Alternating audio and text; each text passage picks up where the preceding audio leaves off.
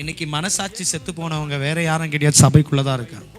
வெளியில இருக்கிறவங்களாவது கொஞ்சம் ஜெனியூனா இருக்காங்க, வெளியில இருக்கிறவங்களாவது கொஞ்சம் மனசாட்சிக்கு கட்டுப்பட்டவர்களாக இருக்கிறாங்க. ஆனா மனசாட்சி செத்தவங்க வேற எங்கேயுமே இல்லை, சர்ச்சுக்குள்ளதான் இருக்கு, அந்த சபைக்குள்ளதான் இருக்கு. ஏன்னா கேர்லெஸ் ஆயிடுச்சு, கேஷுவல் ஆயிடுச்சு. கிறிஸ்டியனா போகலாம் வரலாம் அப்படின்ற மாதிரி, நான் கிறிஸ்டியன் அப்படின்ற மாதிரி மேலோட்டமாக அப்படி வந்து போகிற மாதிரி இருக்கு. ஸோ நல்லா புரிந்து கொள்ளுங்க, பயங்கரமான காலத்தில் இருக்கிறோம், மோசமான காலத்தில் இருக்கோம். முடிஞ்ச அளவுக்கு அதான் இப்படி தான் வாழ்ந்தவன, வேறு வழி கிடையாது. உலகத்தை நீயும் நானே நீ வெறுத்து தான் ஆகணும், உலகத்தை மறந்து தான் ஆகணும்.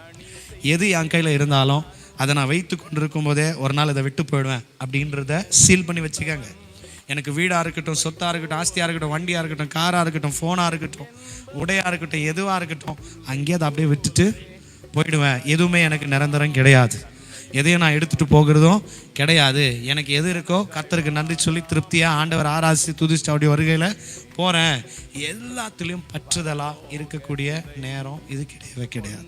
இன்னைக்கு எல்லாமே இந்த உலகத்தில் இருக்கிற காரியம் என்னுடைய சிந்தையும் சிதறடிக்கிற காரியம்தான். நல்லா புரிஞ்சுக்கோங்க, எவ்வளோத்துக்கு எவ்வளோ கர்த்தருடைய வார்த்தையிலும் பிரசன்னத்திலும் ஆவிலையும் நான் நிலைத்திருக்கிறேனோ அவ்வளோத்துக்கு அவ்வளோ என் சிந்தை மறுரூபமாக்கப்படும். சிந்தை மறுரூபம் அடையாமல் நான் பரலோகத்துக்கு போக முடியாது. அல்லேலூயா.